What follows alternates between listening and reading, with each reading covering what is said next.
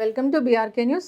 So జనరల్గా ఇది summer, ఎండలు విపరీతంగా మండిపోతూ ఉన్నాయి. అయితే అసలు ఈ ఎండాకాలం ఎలాంటి జాగ్రత్తలు తీసుకోవాలి? సమ్మర్లో మనం తీసుకోవాల్సిన ప్రత్యేకమైన జాగ్రత్తలు ఏంటి?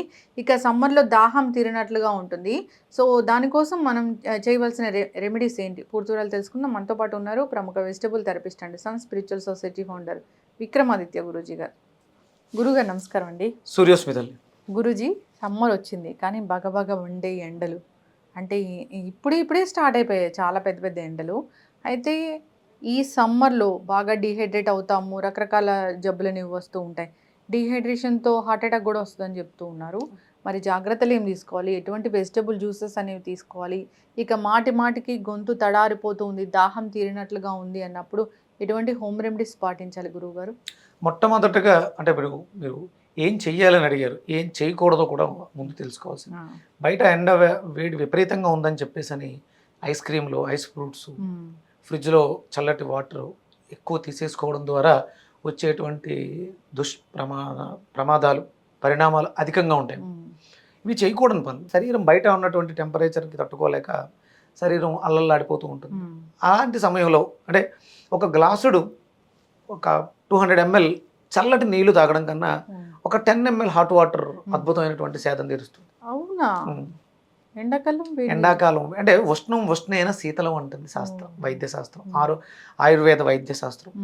వేడిగా ఉన్నావు, మీరు చాలా జర్నీ చేసి వచ్చారు, విపరీతమైన వేడి, మీరు ఇమీడియట్గా అంటే ఒక కారు 100 km స్పీడ్ తోటో లేకపోతే 80 km స్పీడ్ తోటో ఒక 200 km జర్నీ చేసి వచ్చి ఆపిన వెంటనే బ్యానెట్ ఎత్తి ఇంజన్ మీద వాటర్ పోస్తే ఇంజన్ ఏమవుతుంది? అదే వాటర్ పోస్తారు కదా బ్యానెట్ ఎత్తి, ఇంజన్ డ్యామేజ్ అవుతుంది. అంటే కారు ఆగిన తర్వాత చల్లబడిన తర్వాత అప్పుడు పోస్తారు అవసరమైతే, అంతే తప్ప వేడివేడిగా ఉన్నప్పుడు పోస్తే అది మన మొహం మీద కూడా చుమ్మి మనకు ప్రమాదం అవుతుంది, అలాగే ఇంజన్ కూడా పాడైపోయే అవకాశాలు ఉంది. అలా ఈ ఎండ వేడికి మన శరీరంలో మిషనరీ హీట్ ఎక్కువ ఉంటుంది. అలాంటి సమయంలో మనం చల్లనీటి నీళ్లు వెయ్యటం వల్ల చాలా ప్రమాదం వస్తుంది. ఆ సమయంలో అంటే మీరు చల్లనీళ్ళు గటగట తాగలుగుతారు కానీ వేడి నీళ్ళు గటగట తాగలేరు. అప్పుడు ఏం చేస్తారు? సిప్ చేస్తారు. అంటే వాటర్ ఎప్పుడూ కూడా చప్పరిస్తూ సిప్ తాగడానికి హాట్ వాటర్ ద బెస్ట్. ఈ సమ్మర్ అంతా కూడా ముందు మీరు చేయవలసింది ఐస్ క్రీముల జోలికి వెళ్ళకండి. మీరు ఆల్రెడీ వ్యాక్సిన్స్ వేయించుకుని ఉన్నారు, చాలా రకాల రోగాలకి చాలా రకాల మెడిసిన్స్ వాడున్నారు.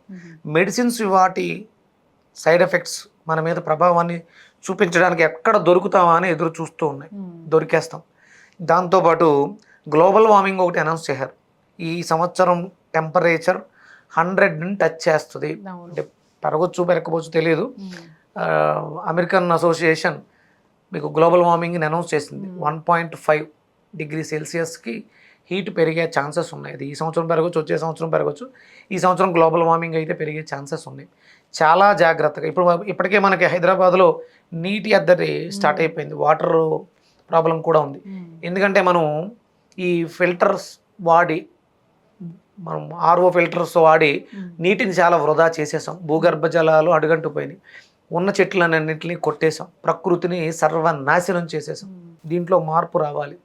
అందుకని సేద తీరడానికి మనకి ఎలాంటి ప్రమాదం రాకుండా ఉండాలి అనుకుంటే మాత్రం ముందు ఫస్ట్ చేయకూడదు ఫ్రిడ్జ్లో వాటర్స్, ఐస్ క్రీమ్స్ ఇవి మానేయండి. అలాగే వేడి నీళ్ళు, దాహం వేసినప్పుడల్లా వేడి నీళ్ళు తీసుకోవడం ద్వారా దాహార్తి చాలా బాగా తీరుతుంది.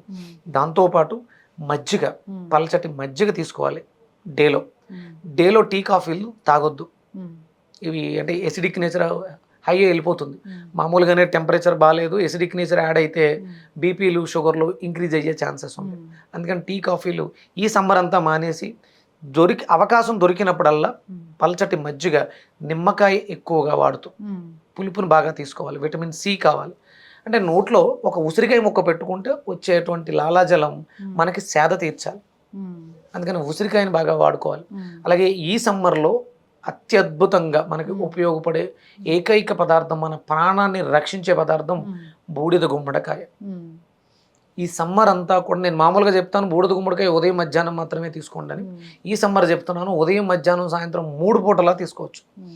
ఒక 200 grams బూడిద గుమ్మడికాయని తీసుకొని తొక్క గింజలతో సహా పల్చటి మజ్జిగ వేసి బాగా జ్యూస్ చేసి ఒక బాటిల్ 2 లీటర్ బాటిల్ పెట్టుకుని ఆరారా తాగుతూ ఉండండి, మీకు ఎలాంటి ప్రమాదం లేదు. ఓకే. అందులో నిమ్మకాయ వేయడం వల్ల ప్రిజర్వేటివ్గా పనిచేస్తుంది. అంటే సాధారణంగా ఏదైనా ఫ్రెష్ జ్యూసు ఎక్కువసేపు నిల్వ ఉండదు, అందుకని అందులో మనం మజ్జిగ వేస్తున్నాం. అందులో ఉండేటువంటి బ్యాక్టీరియా, గుడ్ బ్యాక్టీరియా మనకు అద్భుతంగా ఉపయోగపడుతుంది.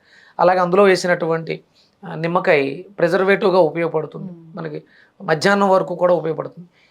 శుభ్రంగా మీరు పల్చటి మజ్జిగను తీసుకుంటూ బూడిద గుమ్మడికాయ జ్యూస్తో క్యాన్సర్స్ భయం కూడా స్ప్రెడ్ అయ్యే ఛాన్సెస్ ఎక్కువ ఉంది.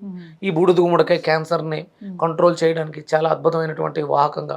మజ్జిగలో బూడిద గుమ్మడికాయ జ్యూస్ కలిపి తీసుకొచ్చామా ఇంకా అద్భుతంగా పనిచేస్తుంది. ఇంకా మీకు అవకాశం ఉంది, చెరుకు రసంతో బూడిద గుమ్మడికాయ తీసుకుంటే ఇంకా బాగా పనిచేస్తుంది, చాలా అద్భుతం. మీకు పచ్చి ఉసిరికాయలు దొరికితే చిన్న చిన్న ముక్కల కింద కట్ చేసి ఉసిరికాయతో కాంబినేషన్ పెట్టుకుని టేస్ట్ అద్భుతంగా ఉంటుంది. నల్లుప్పు రుచికి మరింత అద్భుతంగా ఉంటుంది.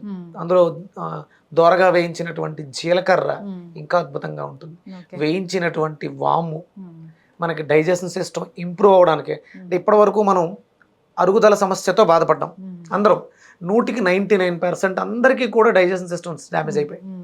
ఈ సమ్మర్లో మీ డైజెషన్ సిస్టమ్ని రిపేర్ చేసుకోవడానికి అద్భుతమైనటువంటి సమయం. బూడిద గుమ్మడికాయ, ఉసిరికాయ, మజ్జిగ, చెరుకు రసం, జీలకర్ర, వాము, ఇవి మీ టేస్ట్. ఒకరోజు జీలకర్రతో, ఒకరోజు వాముతో, ఒకరోజు చెరుకు రసంతో, ఒకరోజు మజ్జిగతో, ఒకరోజు ఉసిరికాయ రసంతో, నెంబర్ ఆఫ్ ఐటమ్స్. ఒకే బూడిద గుమ్మడికాయని, కూష్మాండాన్ని, మన ప్రాణ శక్తిని కాపాడుకోవడానికి అద్భుతమైనటువంటి వరం. ఈ సమ్మర్ అంతా కూడా అందరూ బూడిద గుమ్మడికాయని విరివిగా వాడండి. అలాగే అంటే కొంటూ ఉంటే కూర్చుని తింటూ ఉంటే ఆస్తులన్నీ కోట్లు ఆస్తులు ఉన్నా తరిగిపోతూ ఉంటాయి. ప్రకృతిని కాపాడుకోవాల్సినటువంటి బాధ్యత చాలా ఉంది.